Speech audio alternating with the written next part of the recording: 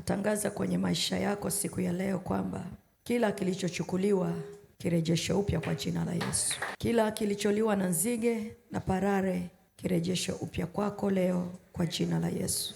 Mungu arudishe miaka iliyopotea kwa mapito.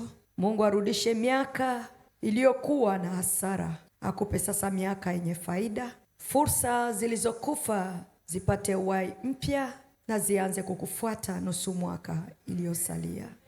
Fursa zilizocheleweshwa zikafunguliwa kokote zilipo, mashariki, magharibi, kaskazini na kusini, zipate kukujilia. Milango ya baraka iliyofungwa ifunguke tena upya kwako na uzione baraka za Mungu.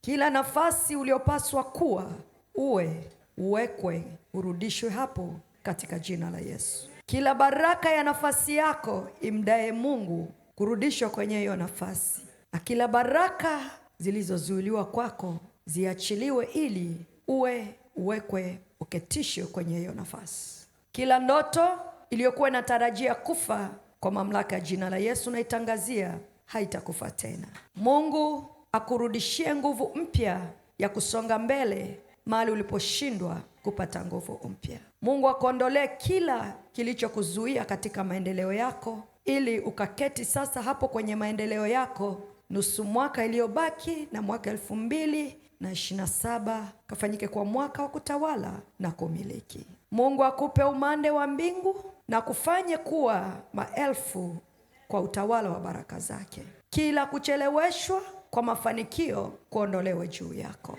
Kila laana ya kushindwa mara kadhaa isijurudie kwako tena kwa jina la Yesu. Kila mahali pa hasara leo patengenezwe kutokuwa hasara bali pawe faida.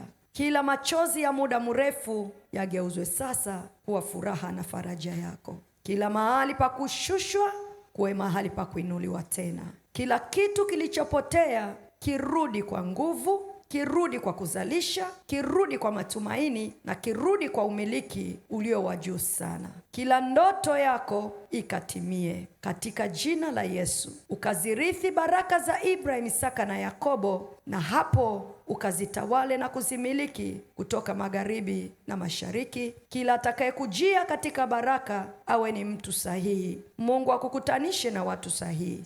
Mungu akupe watu sahihi, na Mungu akondolee wasiokuwa sahihi. Kila anayekuchelewesha Mungu akamwondoe, na kila atakayefanyika kwa faida yako Mungu akamlete kwako.